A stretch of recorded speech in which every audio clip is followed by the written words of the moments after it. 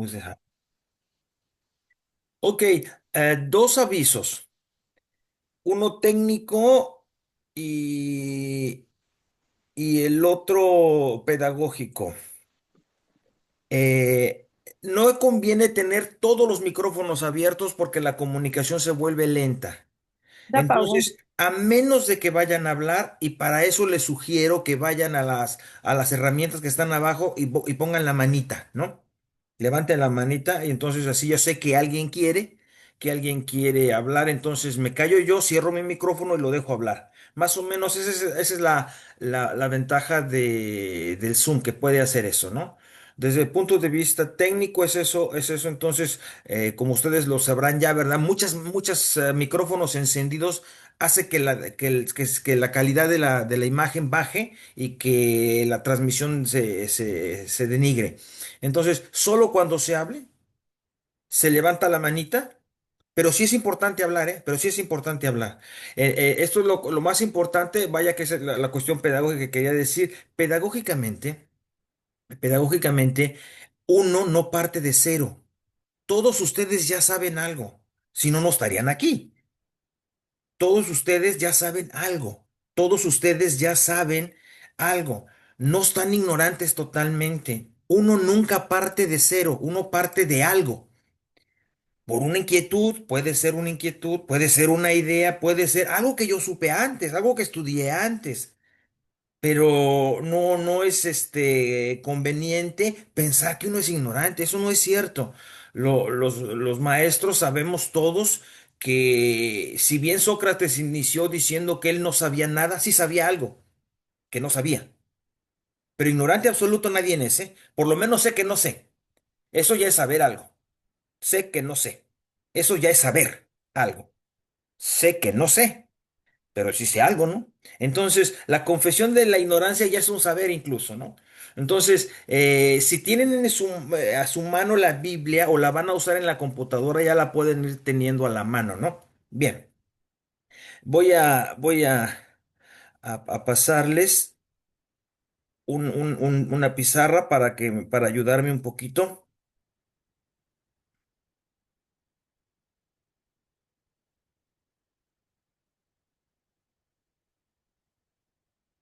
Y así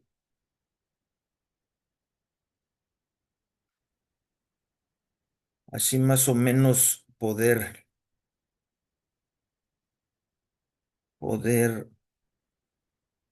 articular esto.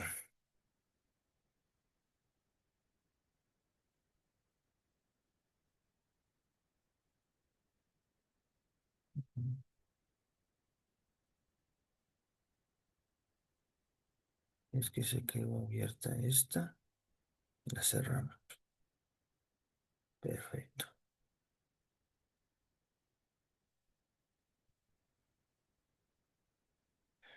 Así, incluso le damos permiso a que alguien más pueda entrar.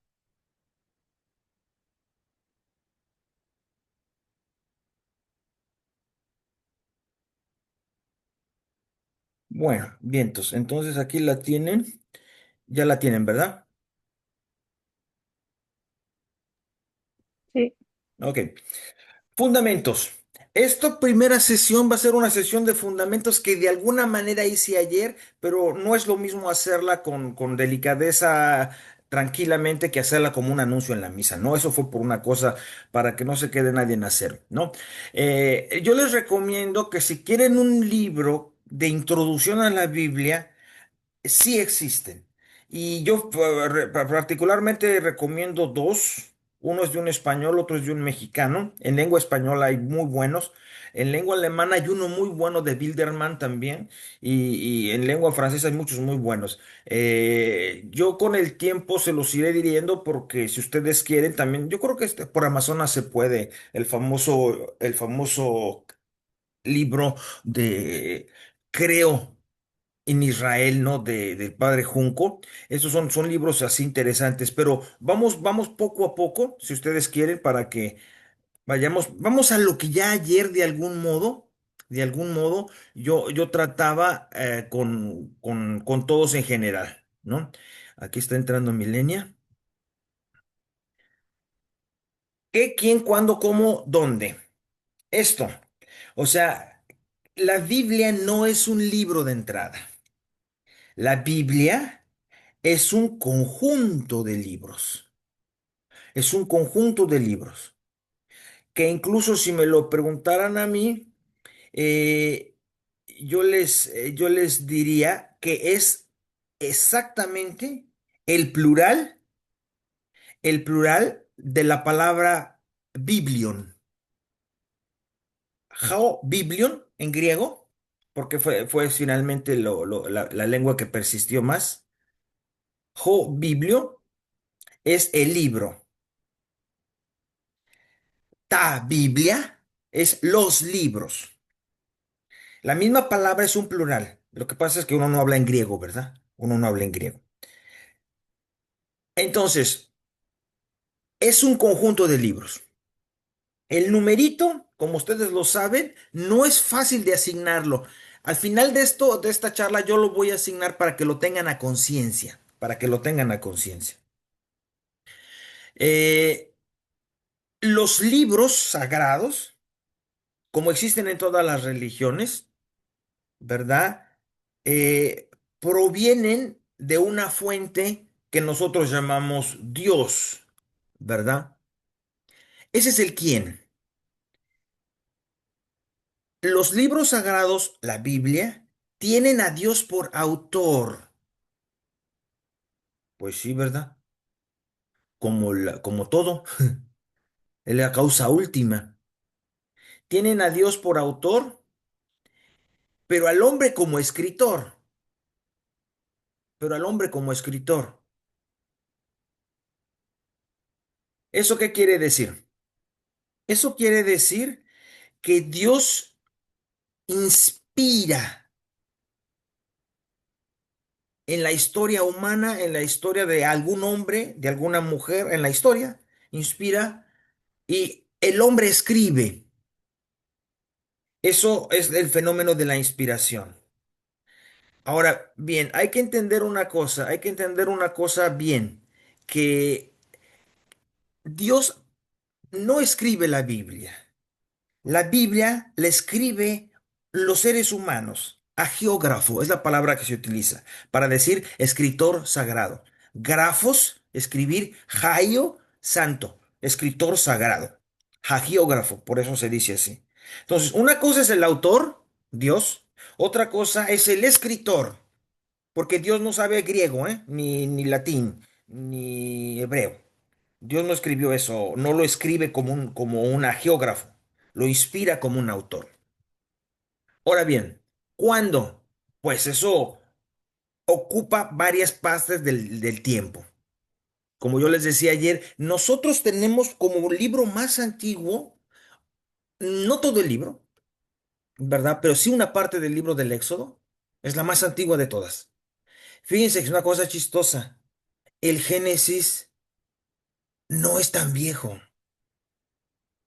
El Génesis se escribió cuando el pueblo de Israel ya estaba bien asentado en Canaán, donde ya estaban bien, cuando ya había una tribu sacerdotal, cuando ya había sacerdotes, cuando ya había teólogos, cuando ya había profetas, etcétera. Esto tenemos dos relatos del Génesis. El más antiguo puede ser que está en el siglo noveno. Algunos dicen décimo, el Yavista el que habla de Yahvé, ¿no? El segundo relato de la creación. Pero el primer relato de la creación, el primero que sale en la Biblia es sacerdotal. Eso es del año 600 antes de Cristo, seguramente. Es el único que dice que el sábado, porque es de sacerdotes, el sábado Dios descansó, ¿no? Claro, ven, esos libros son son muy recientes si lo vemos desde la perspectiva de la experiencia de Israel. Lo primero que quedó por escrito fue la experiencia de la salida de Egipto, el Éxodo.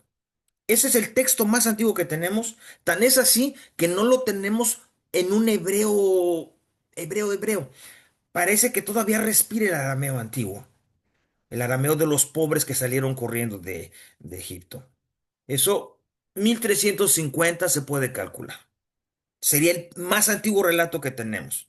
Pero de ahí va hasta nuevos relatos. Los últimos libros del Antiguo Testamento, del Primer Testamento, como les digo, es mejor decirle Primer Testamento que Antiguo Testamento. Eso es un texto que más o menos se puede considerar que es del año, los textos últimos serían como del año 100 un poquito más antes de Cristo, o sea, muy cercas. Ahí estamos hablando de los macabeos y estamos hablando de algunos libros de la sabiduría y estos tipos de libros, que están escritos además en griego. Ya el pueblo de Israel no habla hebreo, ya están en el mundo griego de Alejandro que convirtió todo lo que era aquella región en una parte de Grecia.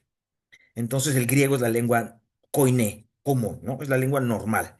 Entonces hay que decir claramente eso, ¿verdad? Si se trata de ese cuándo, el Antiguo Testamento se mueve entre esos años. El Nuevo Testamento va desde lo primero que nosotros sabemos que se escribió, que tenemos, sabemos que se escribieron otros que no tenemos, es el de Marcos, es el de Marcos, que tendría que ser hacia el año 45-50, no más. Hay por lo menos 10 años de tradición oral después de la muerte de Jesucristo hasta el primer escrito que tenemos. Porque parece ser que existe un Mateo arameo anterior. No lo sabemos, no lo tenemos, pero no sabemos cómo explicar de dónde, de dónde salieron ciertas cosas que no tiene Marcos, por ejemplo. Ya lo veremos con calma cuando hablemos del problema sinóptico. ¿Dónde? Pues en todas partes. Perdón, el Nuevo Testamento va hasta la carta de Judas, que es un poco muy nueva, muy nueva, muy nueva. Ni el Apocalipsis, que es del año 100, ¿eh? Ni el Apocalipsis. Parece ser que la carta de Judas es un documento muy nuevo. De hecho, algunas iglesias evangélicas no lo consideran inspirado. Ok, ese es el dónde. ¿Dónde? Pues en todas partes. O sea, podemos decir que esos libros más antiguos del Antiguo Testamento, del Primer Testamento, que de los que hablábamos hace rato, yo creo que según lo que se sabe y que se puede más o menos corroborar, porque en Egipto tenemos todavía en el Museo de Egipto hay una estilita, o sea, una piedra que tiene un poco ese relato de la salida de Egipto y que entonces debió haberse escrito ya desde allá, desde la salida, o bien, por lo menos en los primeros años de llegada a la tierra de Canaán, que hablamos diciendo que estamos hablando de unos hacia el año 1300 1200 finales. Entonces escribiría, algunos piensan en el camino, pues sí, porque no fue rápido, ¿eh? No fue rápido. El 40 de una vez entendámoslo, 40 años en el desierto, no, no, no, mucho tiempo. 40 en hebreo quiere decir mucho tiempo, el tiempo necesario.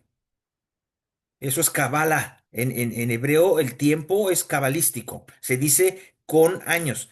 Así como el mexicano es cabalístico también y a lo mejor el de toda Latinoamérica, no. Te dije 1000 veces que no entiendes, ya te dije 1000 veces. No le dijiste 1000 veces. 1000 veces lo estás diciendo para decir, ya te dije muchas veces. Ya te dije harto. ¿No? Ven, usamos como una cifra, pero no cuantitativamente en realidad. Así pasa con el hebreo, el 7 el 6 el 40 el 144.000, etcétera. Entonces, podemos pensar que ese donde fueron varios lugares. Lo que sí es más seguro para nosotros es que Marcos lo escribió en la Galilea de los gentiles.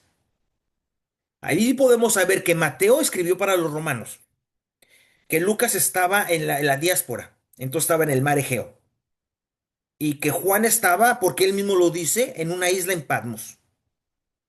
Y no se digan más.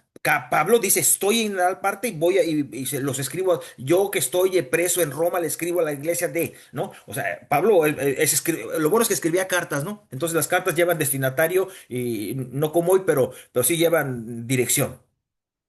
Entonces es más fácil el Nuevo Testamento porque lo tenemos más cercano. Y ahí en más, algunos otros escritos son muy seguros que hayan hecho estado siendo en Roma o en algunas partes del Imperio Romano. Eso es por el dónde. Como ven, es mucha parte. El cómo se escribieron. Pues hay de todo. Como les decía, hay unas piedras que están talladas con escritura cuneiforme, como se escribió durante mucho tiempo. En Egipto tenemos algunas. Hay otras que están escritas que fueron escritas y que tal vez por eso fueron reescritas, porque las hicieron en unas pieles de camello que con la salida de Egipto y con la llegada a una tierra diferente, ese material no resistió mucho, no resistió mucho. Esa manera de escribir en pieles, a veces de camello, a veces de otros animales, como que no resistía mucho y ellos comprendieron. Y entonces cuando al norte de Babilonia, en una ciudad donde empezaron a hacer con papiros, papel, se empezó a cambiar. Entonces, aquí tenemos un fenómeno de que debió haber habido una transposición, ¿eh? Hubo copistas allí, como después lo habrá también en el Nuevo Testamento. Los que tenemos el Nuevo Testamento son, pues sí, son muy antiguos y la pena de todo esto es que no tenemos los originales, como vamos a hablar ahorita, ¿no? Por eso se escribieron con todo ese tiempo en varias lenguas. Les digo que al más antiguos, es el hebreo antiguo, que es casi el arameo. Es el hebreo antiguo. Después viene el hebreo. El Antiguo Testamento tiene unas partes en griego porque ya estaban viviendo fuera. Ya estaban muy cercas y el imperio griego ya había hecho que hablaran todos griego por allí, etcétera, y era la lengua koine, la lengua común. Entonces, algunos están escritos en griego. Y por eso Martín Lutero no los quiso. Martín Lutero insistió en la verdad hebraica, la veritas hebraica. Entonces, él, apasionado y sí, muy apasionado del hebreo, indiscutiblemente, pensó que la Biblia, la escritura viniendo de Dios, venía en hebreo. No podía venir en griego, porque el griego era otra cultura y no, eso. Entonces, esos libros que están en griego, pues los consideró que no son libros sagrados o no pertenecen a la Biblia. Bien, ¿eso qué quiere decir? Que tenemos que distinguir entonces. A partir de todo ya tenemos que distinguir claramente, viendo cómo la Biblia se fue formando tantos libros con tantas personas en tantos lugares y en tantos tiempos. Tenemos que entender que una cosa es la revelación. Dios se revela al hombre. Y se revela en todo, en la naturaleza, se revela en la inteligencia de los hombres, en el dolor de los hombres, en la enfermedad de los hombres, en la opresión de los hombres. Allí Dios dice algo y algunas personas lo captan que Dios no está de acuerdo o que sí está de acuerdo. Esas personas captan que Dios no estaría contento si el pueblo deja a Dios y se va con otros dioses. Entonces, ellos dicen, a mí el Señor me dijo. Dice, por ejemplo, Isaías, Jeremías, dicen, la palabra del Señor me fue enviada y me dijo, ve y diles, casa de Israel, porque te fuiste con otros dioses, bla, bla, bla. Entonces, ese proceso de la revelación va a la inspiración. Entre la revelación de la naturaleza, las cosas físicas, que sí, ahí se revela Dios también, a la revelación en los acontecimientos humanos por ser humanos, entonces hay un proceso entre Dios y el hombre. A eso lo llamamos inspiración. Dios inspira. El error más grave que cometen las personas es que por inspiración leen dicta. Dios le dicta. No, no, Dios no le dictó a nadie nada. No le habló al oído y le dijo, vas a escribir así, hasta con punto y coma. No, no, no. O sea, esa es una idea falsa, es una idea bruja, eso es un fetichismo. Dios no habla así. Dios no habla así. Dios inspira desde dentro de la conciencia humana lo que Dios quiere. Y esos hombres inspirados, que nosotros llamamos autores sagrados, agiógrafos, son los que ponen por escrito la palabra de Dios. Pero al ponerla por escrito, la ponen por escrito con todo lo que ellos son, porque Dios no les impide ser ellos. Si ellos son griegos, escriben griego. Si ellos son hebreos, escriben hebreo. Si son del pueblo, escriben como el pueblo. No muy bien. Si son letrados, escriben letrados. Si escriben griego, escriben griego. Si no saben expresarse muy bien, pues así no saben expresarse muy bien y así no escriben. Una comparativa entre los evangelios es facilísimo. Uno se da cuenta inmediatamente cómo, pues hay gente que sabía escribir y gente que no, ¿verdad? Marcos, pues el pobre Marcos, pues no escribió bien. Y aunque fue el que vivió más cerca, parece ser todo.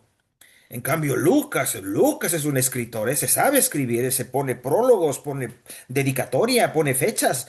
Claro, ese estaba en otro lado, tuvo otra formación.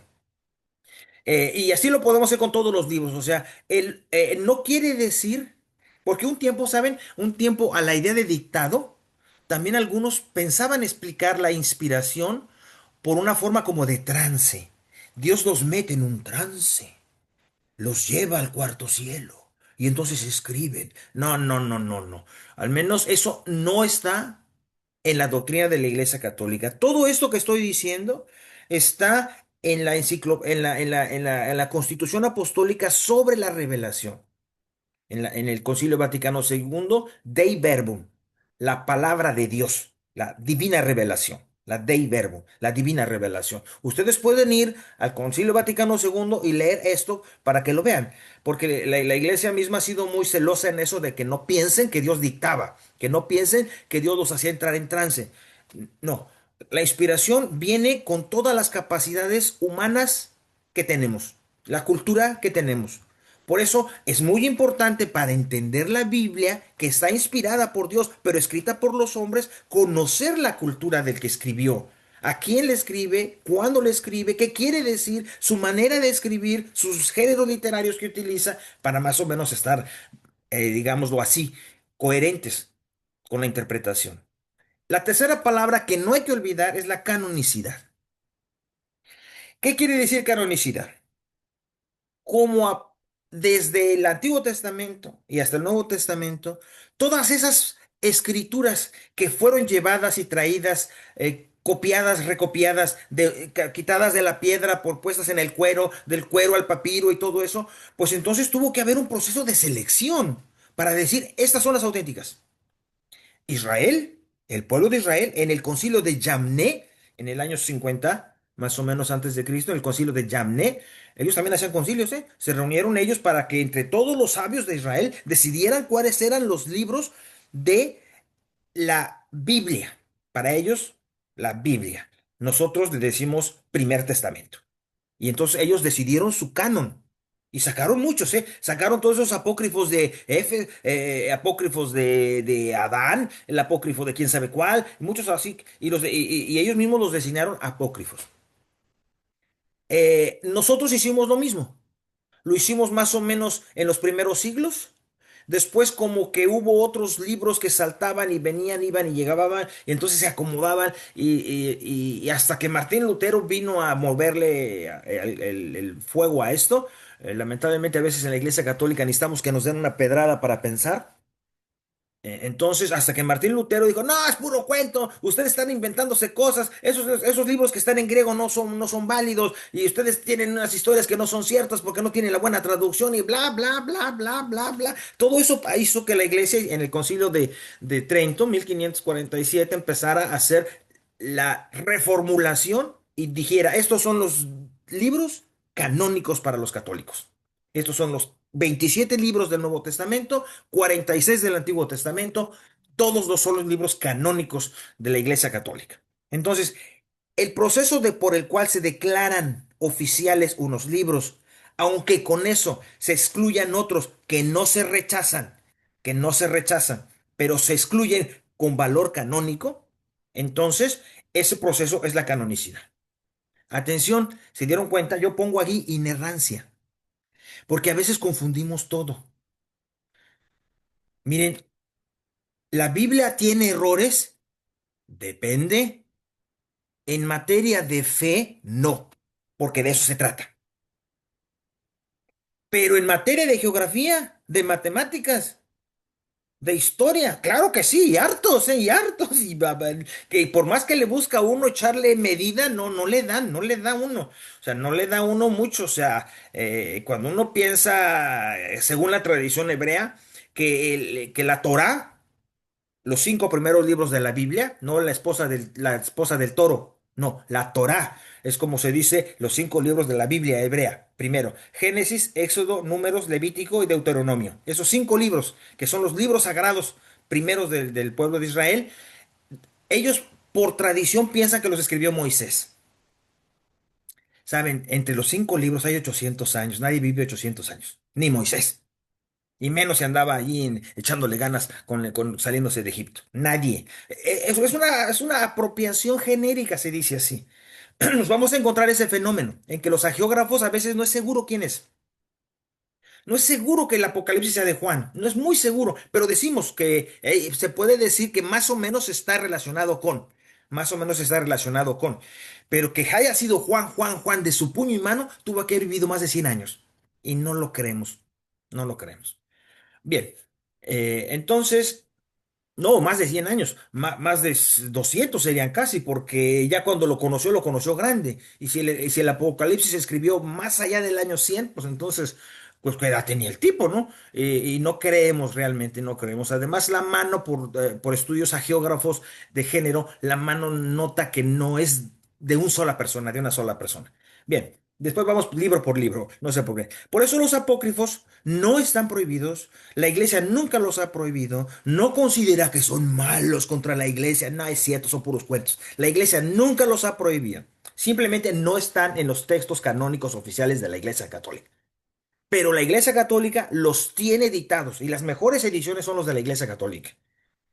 Entonces, si usted quiere comprarse unos apócrifos, cómpreselos.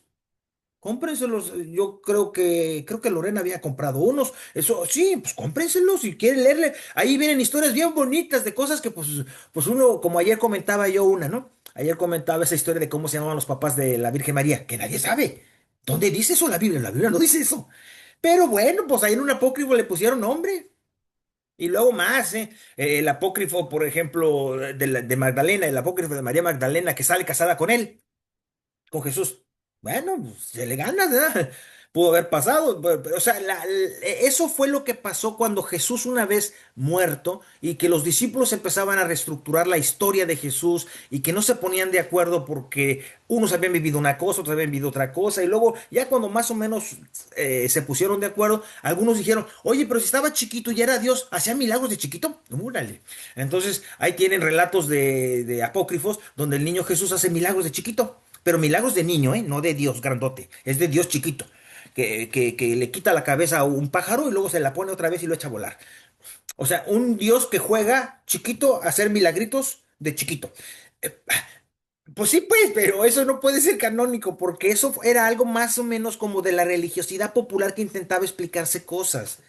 Está el caso también de que le ayudaba a su papá a hacer carpintería. De ahí salió que era carpintero, ¿eh?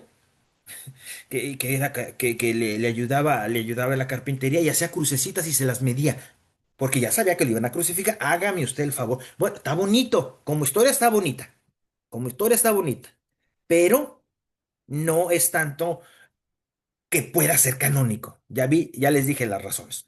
Bien, vamos a la siguiente para ir adelante. Es un proceso de formación, eso es muy importante. Entonces, ya les dije más o menos.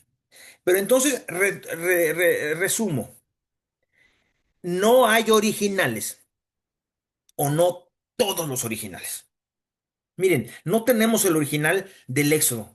Tenemos ese pedacito de piedra que está en Egipto, en el Museo del Cairo, y tenemos algunos pasajes de papiros que están en el Museo de Jerusalén, y unos que otras cosas que tiene el Vaticano también en cuero, pero no todo el Antiguo Testamento. Tenemos versiones, tenemos versiones. Del Nuevo Testamento, así, así, así que lo tengamos, que es el que escribió de puño y letra Marcos, es una versión que se hizo posterior. A partir del original, sí, pero el original ya lo tenemos. ¿Qué más? Juan, parece ser que tenemos una versión que el que la hizo, el copista, el monje copista, la hizo en otro tiempo y que el original no sé dónde lo quedaron. O sea, nos pasa lo mismo. Tenemos versiones y luego después vienen las traducciones que se han hecho. Y a veces las traducciones no se han hecho del original. A veces no se han hecho del original. Se han hecho de otra versión. Entonces es una traducción a partir de una versión, no del original. Entonces, imagínense ustedes tantos siglos que después del Concilio de Trento en 1547, déjenlo, 1600, 1700, 1800, 1965. Son más de 4 siglos donde la Biblia está en latín. ¿Por qué? Se dieron cuenta que un tal San Jerónimo, buenísimo, había hecho una versión a latín. Y bueno, fue la que pasó a ser la nuestra, la Vulgata.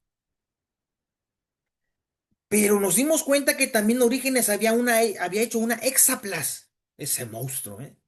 Ese Orígenes, padre de la hermenéutica en la Iglesia Católica. Ese tipo, que fue el primero que creó la hermenéutica, hizo un Hexaplas. La versión en 6 idiomas, sin una computadora. La versión en 6 idiomas, hasta latín, pasando por el sánscrito, por el siriaco, por el copto, por el griego y por el hebreo. Monstruoso el tipo, ¿eh? Sin una computadora. ¿Cómo le hizo? En 6 idiomas. Y ya rascándole, sabemos de otros por aquí que hicieron versiones por allá y que no conoció Jerónimo. Jerónimo, la que conoció fue la griega, porque ya existía una griega. Porque como los hebreos ya estaban en territorio griego, una vez, dicen por ahí, pero no le hagan caso, son imágenes, los 70 sabios en 70 días hicieron la traducción de la Biblia hebrea al griego. La Biblia de los 70 se llama. Es un poquito número capcioso también, es un número cabalístico. 70. Perfecto. Entonces, la Biblia que según esto hubiera leído Jesús y las comunidades primeras cristianas era esa, ¿eh? Porque ellos estaban en Galilea. Galilea era un territorio ya extra Israel. Debieron ya estar muy, muy, muy, si no Jesús mismo, sí sus discípulos. Sí sus discípulos. Entonces, ustedes pueden ver esto de las versiones y las traducciones ha hecho necesario que en 1965 la Santa Sede haya dicho, por favor, pónganse en orden, ya no traduzcan a partir de la Vulgata, ni al español, ni al francés, ni al inglés, ni al alemán, vamos a partir a traducir directamente de la Biblia original. Y entonces reunieron los 4 códices más antiguos que tenemos. Alepo, que ahora ya está bombardeada por precisamente el códice de Alepo. ¿Se acuerdan? Hace unos años en Siria, este códice es de allí, Alepo. Creo que no fue bombardeado el lugar en donde está. El códice Vaticano, ahí le puse mal, perdón, el códice Vaticano, el códice de Alejandría, Alejandría ya no existe, hoy es, la parte de Alejandría hoy es Estambul. Istambul, sí, la capital Mm. hoy es Istambul. Y curiosamente, Leningrado, los ortodoxos tienen el suyo. Leningrado. Ahora, ¿puede ser posible que que encontremos otras por ahí? Sí, ya pasó. Ya pasó a finales de los años 90, ¿no? Con el Qumran, que encontraron cuevas en donde había otros rollos, rollos que muy probablemente fueron por alguna razón, fueron escondidos allí. Algunos piensan que era un grupo religioso como Jesús, que hizo su grupo religioso anti los judíos del tiempo, también un grupo religioso que se fue a las montañas y allá hacía oración y meditación, eran tipo monjes y tenían sus escrituras, y en esas escrituras hay unas partes que coinciden con el Evangelio de Marcos y otras partes que coinciden con el Evangelio de Mateo. Entonces, bueno, iluminan las traducciones y las versiones que tenemos, no las rechazamos. Que mañana se van a encontrar uno, a lo mejor, a lo mejor. Y no pasa nada, no pasa nada. Mientras el canon de la Biblia apoye al canon de la Biblia, no pasa nada. Podemos tener otras, no pasa nada. Por eso aquí hay una cosa de muchísima importancia. Miren, yo termino con esto y los dejo para si quieren hacer alguna reflexión al respecto. Miren, hay una cosa de suma importancia. Yo se los voy a dejar de una manera interesante. Los hebreos tienen en total, porque ellos los cuentan de manera diferente, eso es lo que tenemos que aprender también, que la manera de contarlos puede ser diferente. ¿A qué me refiero? A que los hebreos, cuando hicieron, vamos a decir, la suma, más que la suma, cuando hicieron la reestructuración de su texto bíblico e hicieron la declaración de cuántos textos son los textos eh, del Antiguo Testamento, hablaron de Tecane, Tecane, T de Torá, los 5 primeros libros de la Biblia, la Torá. Ketubim, profetas, y son los que conocemos. Ellos no dicen mayores y menores, para ellos todos son profetas. TKB, Nebim y Ketubim. Nebim, profeta, Ketubim, libros de consejos, libros sapienciales. Así dividieron su Biblia, que es como la dividimos nosotros también, que es como dividimos nosotros también. Ahora, desde esa perspectiva, hay que pensar así. Nosotros consideramos que si cuenta los 46 del Antiguo Testamento, que son cinco de estos, tantos profetas y tantos libros sapienciales o didácticos, hay que pensar que los que están en griego son 7. Aprendas ese mnemotecnia. To, Ju, Sa, escríbala. To, Ju, Sa, Ba, Ma, Bis. Es la mejor manera de aprender esa, para no ser burro. La mejor manera de aprender es a través de una cosa que se llama mecanismo de mnemotecnia. Usted se aprende una cosa y se acuerda de otra. Mire, To, Tobías. Ju, Judit. Tohu, Sa, sabiduría. Eclesiástico. Ba, Baruch. Ma, Bis. Macabeos 1 y 2. Son los 7, ¿no? Tohu, Saeba, Mabis. Así se aprende uno los 7 libros que están en griego y que Martín Lutero echó fuera de la Biblia. Y nosotros los consideramos canónicos. Tohusa, Eba, Mabis. Desde esa perspectiva, si usted lo ve así, los protestantes aceptan 39, nosotros 46 del Antiguo Testamento, ¿verdad? Ahí está la gran división. Los ortodoxos aceptan 51. ¿De qué depende? Con los ortodoxos de que lo cuentan diferente. Si usted está allí, bueno, si está allí, si usted tiene su Biblia allí, abra el libro del profeta Isaías. Está como a la mitad.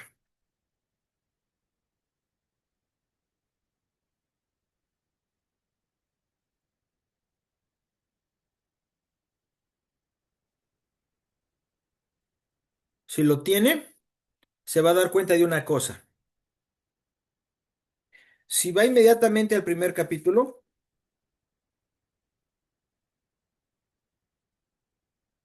se va a dar cuenta que el primer capítulo tiene una parte que se llama primera parte del libro de Isaías. Eso lo llaman ellos proto-Isaías,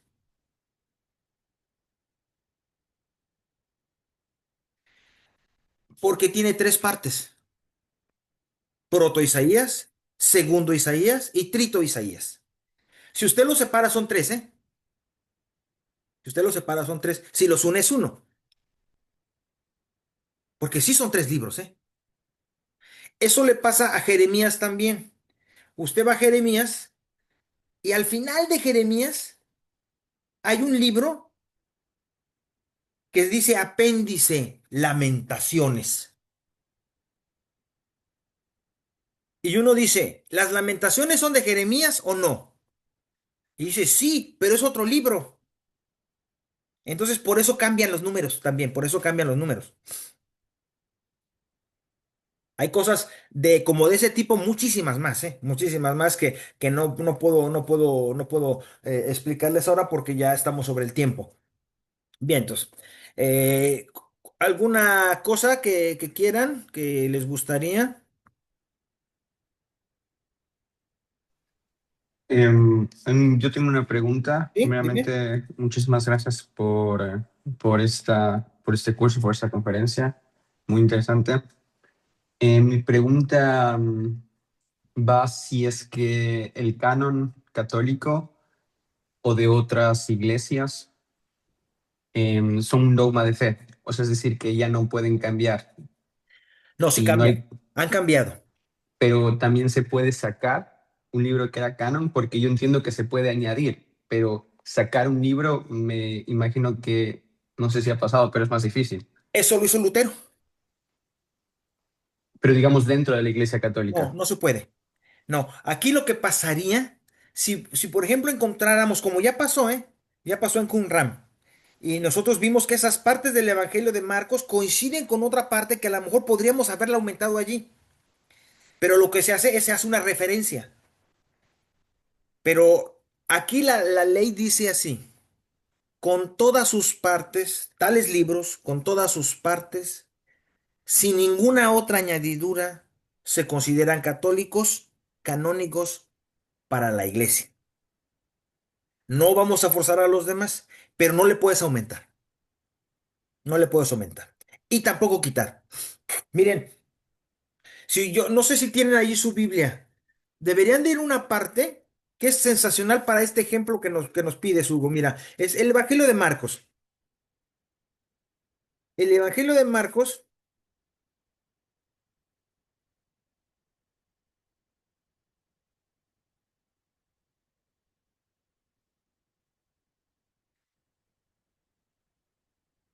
que es muy breve, ¿verdad? Pero que sus relatos son muy sencillos, pero son muy directos. Cuando habla de las apariciones del resucitado, no habla de María Magdalena que se le aparece, no, él no habla de eso. Él va directo al ángel y que se les apareció a ellos. Y al final, después de esto, se apareció bajo otra figura a dos de ellos cuando iban a camino de una aldea. De allí arrancó Lucas, la historia del camino de Maús.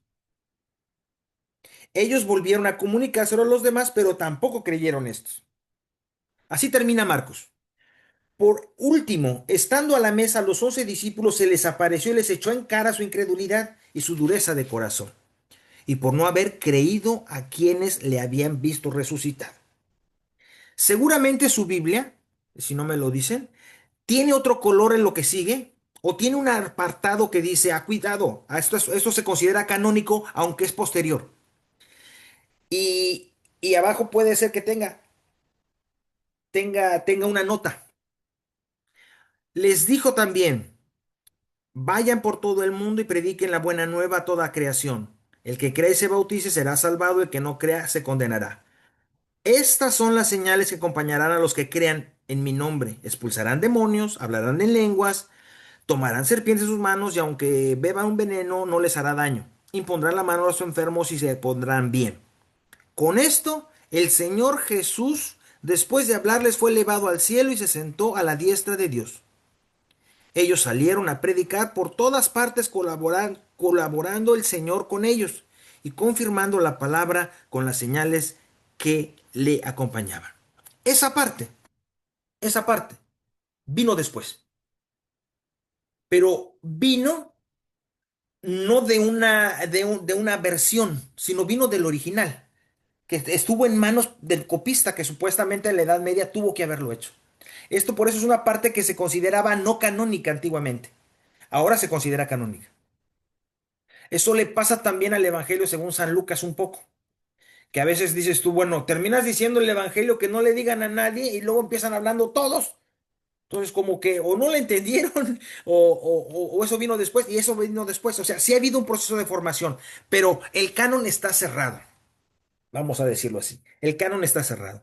Si encontramos otros elementos, más que añadirlos, son elementos para entender el canon y los podemos hacer armónicos. De hecho, podemos hacer armónicos. Fíjate que hay Biblias, ya las grandes Biblias de Jerusalén, ¿verdad?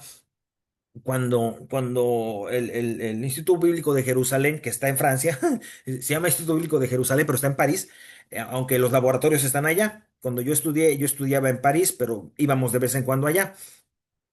En este Instituto Bíblico han tendido a, a que se haga una edición, no tanto como la de Orígenes, ¿verdad? Que era Hexaplas, pero sí hay una edición bíblica de la Biblia de Jerusalén que tiene los apócrifos y que tiene también las partes añadidas del Qumran. Y por ejemplo, entonces está el texto bíblico canónico y dice, punto. Viene abajo una cita. El texto número tal de la versión tal dice esto. El texto tal número tal de la versión tal dice esto. El libro apócrifo tal dice esto. ¿Me entiendes? Entonces, eso es monstruoso. Pero una Biblia de esas no es para leer en la misa, ¿eh?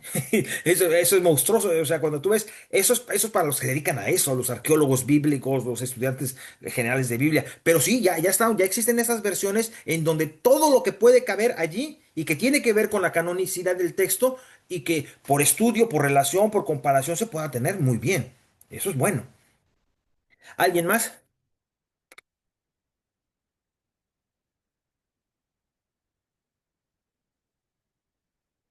Ujú. ¿Están mudos? Si nadie tiene otra pregunta, yo tengo otra pregunta, si es Dime, Hugo, posible. dime, Hugo. Ujú. También usted menciona que los libros de la Biblia fueron pasados de la piedra al cuero, del cuero al papiro, etcétera, Sí, etcétera, sí. que se han hecho muchas traducciones, que hay errores de muchos tipos, etcétera, etcétera. Y mi pregunta es un poco provocante en este sentido. ¿Por qué creemos esto si es que ha sido manoseado tanto? Porque, digamos, si yo me pongo en el lugar de alguien que no cree y digo, ah, miren cómo esto ha sido manoseado tanto, ¿cómo es que ustedes lo creen em, literalmente? O sea, es decir, ¿por qué? ¿Cuál es la explicación teológica que No a lo creemos pesar, literalmente. Primero o no lo bueno, creemos por literalmente. fe, Primero no o lo por creemos fe? literalmente, solo los católicos cerrados lo creen literalmente. ¿Ya? Pero una. Dos, yo distinguir entre inerrancia, ¿eh? En materia de fe es inerrancia. No hay errores en materia de fe. En todo lo demás puede haber errores porque lo hicieron seres humanos. Además, eh, hay criterios de interpretación del texto. No se puede interpretar como uno quiere. Hay criterios de interpretación que si nos da el tiempo vamos a llegar a eso. Hay criterios de interpretación, hay métodos de interpretación que permiten fijar el original, fijar el texto original. Entonces, sí ha sido manoseada, pero no ha perdido lo esencial, ¿eh? No. O sea, mira, son de los libros más cuidados que ha habido. Mira, dime mira, no sabemos qué escribió Aristóteles. Y vaya, que no es de tan viejo. De veras que no sabemos, ¿eh? Sabemos que la metafísica le pertenece a él, pero la lógica no estamos totalmente seguros si es de a él o de uno de sus discípulos. Y eso deja Tomás de Aquino igual, y así muchísimos otros. Esta noción que nosotros tenemos de historia contemporánea es nueva, es muy nueva. Y mira, para decirte lo más fácil, aquí hubo una suerte, y esa suerte le perteneció a Martín Lutero. ¿Por qué? Porque tienes que entender que estos libros vivieron siglos y siglos. de una cultura oral. La gente no escribía, ¿eh? La gente no escribía. Todavía un poco los hebreos, los judíos sobre todo, y los musulmanes tienen esta cultura, ¿eh? Se aprenden el Corán a memoria. Se aprende la Biblia a memoria. La Torá por lo menos se la aprenden a memoria. Los padres a memoria, los hijos se la aprenden y se la pasan de unos a otros. Esa vida de la tradición oral, pues es así. Por siglos vivió así. No había escritura. Los que escribían eran unos cuantos y los escribían en piedra como podían. Entonces, esto de dejar el rastro sagrado de un acontecimiento era difícil. Y por eso usaban la memoria. Y entonces se pasó por siglos y siglos y siglos, se pasó la tradición oral. Mira, piénsatela. ¿Tú sabes verdaderamente quién escribió Blancanieves y los siete enanos? Hay un montonal de historias al respecto, ¿eh? Mira, pasó. Las momias de Guanajuato y todas las leyendas de Guanajuato y todas esas cosas que hay en otras partes. ¿De dónde sacaron esta de la Heidi de aquí? La Heidi de aquí también, ¿eh? O sea, esa aparece aquí en Japón, en Odea Nieve, aparece por todas partes. Una niña de las nieves que tiene un abuelo que cuida y que se le muere y que luego, todo eso. O sea, era una cultura oral. No teníamos métodos para fijarlo. Lo hablábamos, lo escribíamos, lo pasábamos, y los poquitos que empezaron a escribirlo, lo escribían y lo traducían o lo pasaban a otro idioma. O sea, hay que reconocer que todos los textos fueron eso, ¿eh? Te digo que no sabemos de Aristóteles, no sabemos de Platón, no sabemos de muchos, ¿eh? No sabemos de muchísimos. Ahora, ¿cuál fue la suerte aquí? Que mira, el Imperio Otomano, luego el Islam, estaba diezmando Europa. Casi toda Europa estaba haciéndose árabe. Y antes de que eso pasara, Martín Lutero dijo, no, no, no, no. Esto de los católicos cristianos papistas, hijos de Babilonia, así los llamó, eh, han traicionado la verdad hebrea porque han visto la Biblia en latín y le han puesto cosas o no es correcta la traducción. Entonces yo me voy a poner a estudiar y voy a hacer la versión original de la Biblia en alemán. ¿Y qué crees? A escasos kilómetros de aquí estaba un señor que se llamaba Johannes Gutenberg, con un aparatito que por vez primera imprimía libros. Y el primer libro que imprimió fue la Biblia. El primer Biblia que se imprimió fue impresa en Stuttgart, curiosamente. ¿Ves? O sea, fue una casualidad, fue una verdadera casualidad. Sí, y de ahí por eso los protestantes llevan la delantera indiscutiblemente, porque ellos empezaron con Biblias por todas partes, con Biblias en su lengua, y nosotros le seguíamos a latín, a latín, a latín, hasta que el Concilio Vaticano II basta y hagan las traducciones directas a sus lenguas. Pero mira cuántos siglos pasaron, pasaron 4 siglos, y nosotros todavía oyendo al Padre hablando en latín y quién a ver quién le entiende, a ver quién le entiende, y solamente leía la Biblia y en latín, y eso sí sabía leer latín, ¿no? Y de repente llega el tiempo en que la Iglesia Católica dice ayornamiento, vamos a ponernos al día, señores. Vamos a traducir directamente del hebreo. Se crea el Instituto Bíblico de Jerusalén con Garrigou Lagrange, que mira, te lo platico porque así se vuelve interesante. Garrigou Lagrange era un franciscano. Este franciscano francés endeudó la orden.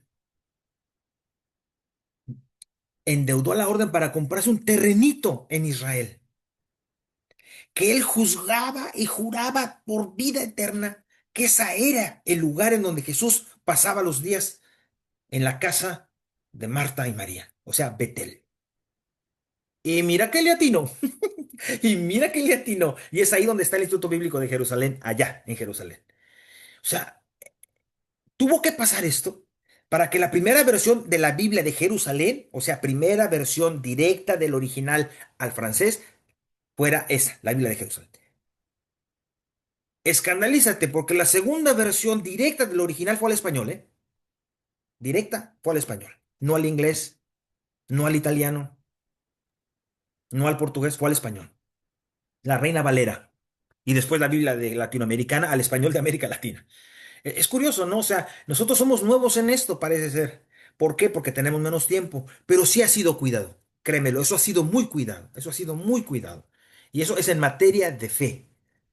No, yo no creo que haya una persona que me pueda probar a mí en materia de fe un error de la Biblia.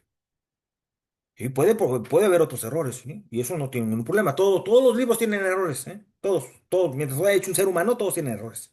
No es un problema, no es un problema. El punto está en eso, ¿no? Que esto que estoy haciendo yo es para que más o menos vean cómo es el texto bíblico que vamos a trabajar. Para que vean que a la hora de trabajarlo no es tan fácil tragársela a la primera. Hay que leer la introducción, hay que leer los contextos, hay que ver quién es cuál, etcétera, para que podamos contar con las fallas. Podamos contar con las fallas. ¿Alguien más? Hola, padre, soy Ale. Tengo Sí, una Ale. pregunta. ¿Cuál es el plan de aquí en adelante? De aquí en O sea, adelante, sí, este es el ¿cómo vamos a fundamento. hacer? Ajá. Este es el fundamento. Ahora lo que vamos a hacer es agarrar libro por libro. Vamos a empezar, evidentemente, con Marcos. Pero para poder empezar con Marcos, vamos a tratar el problema de la formación de los libros del Nuevo Testamento. Y entonces empezamos con Marcos. Nos lo vamos leyendo al mismo tiempo que lo vamos trabajando. Ujú. Mire, son 24 páginas, hombre. Se leen en 8 días fácil. Son 24 paginitas. Y Y la no es muy idea difícil. sería leer toda la Biblia. Por lo menos el Nuevo Testamento sí. Ok. Del Antiguo Testamento yo les voy diciendo qué partes.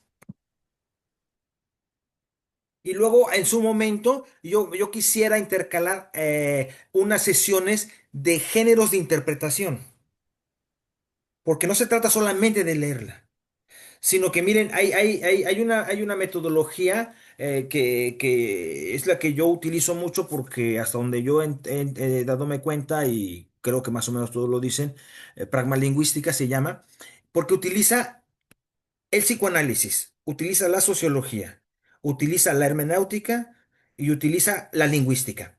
Entonces tú combinando todos esos métodos, que no los voy a hacer que estudien todas las ciencias, yo les voy a decir las claves nada más.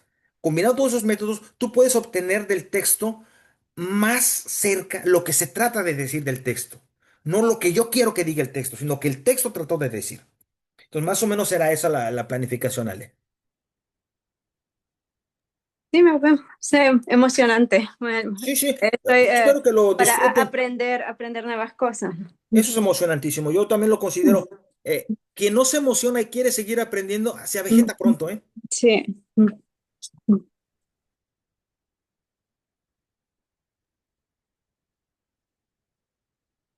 Bien, si no hay Padre, alguien. Sí, dime, yo, yo tenía dime. una última pregunta respecto a eso que comentaba de la inerrancia. ¿Qué quiere decir exactamente ese concepto de que es perfecto en términos de fe? Sí, o sea, ¿Hay como un ejemplo práctico La o- Biblia ujú. tiene una función. La función es el anuncio de el mensaje de Dios. Para un cristiano, el mensaje de Dios, la palabra de Dios es Jesucristo. Por eso empezamos por leer los evangelios. Y al ser la palabra de Dios Jesucristo, y Jesucristo anunció a Dios como la salvación, ergo, el mensaje de la Biblia es un mensaje de salvación. Por eso, no se puede equivocar en eso. No se puede equivocar en eso. Por eso, si tú sacas un texto de su contexto en la Biblia, textos como apachurra la cabeza de sus hijos, que no quede nadie vivo, que está en el Antiguo Testamento, eso no tiene nada que ver con nosotros. Eso no es palabra de Dios, eso es un Dios enojado, colérico, que es el que Jesús criticó muchísimo. Por eso leemos el Antiguo Testamento a la luz del Nuevo Testamento. Porque el Nuevo Testamento propone un Dios diferente que es el que nosotros creemos. No al Dios sanguinario, violento, que quería que destruyeran las aldeas a las que entraban los del pueblo de Israel, etcétera. Bueno, nos daremos una pasadita por el Antiguo Testamento que dices, palabra de Dios, no, yo no creo que Dios haya querido que hayan matado a la gente o que hayan sido así. ¿Ves? Entonces, se dice que es inerrante en materia de fe. Y en este caso, la fe no es la doctrina, sino la idea que nosotros tenemos porque ha sido revelada por Jesucristo de lo que quiere Dios para nosotros. Entonces, de la Biblia no puedes, no debes sacar algo que está en contra de eso. Y si un texto te lo favorece, entonces ese texto se tiene que leer a la luz del Nuevo Testamento. Pero en otros errores sí puede haber. Y de hecho los hay. Ortográficos a puños, ¿eh? A puños. Marcos a puños, errores de ortografía. Porque el pobre no sabía griego, ¿verdad? Pero bueno, no puede saber todo. Pero es el que estuvo más cerca de todos los escritores de los evangelios, el que estuvo más cerca. Probablemente amigo de Pedro, discípulo de Pedro. Ya lo veremos con calma. Bien. Ok. Si no hay alguien más, entonces vamos a continuar ¿con qué? Pues con la noche. Ok, en 15 días nos vemos. ¿Sale? Ok, padre. Primero y Muchas tercero. gracias, padre. Muchas Ok. gracias, padre. Igualmente. Muy Guarden el link. interesante. El link será el mismo. Ok. Ok. Gracias. Muchas Muchas gracias. gracias, No, padre. Gracias. que Muy descansen. Buenas lindo, noches. muy lindo y muy Gracias, padre. interesante. Igualmente. Buenas noches. Que descansen. Buenas noches.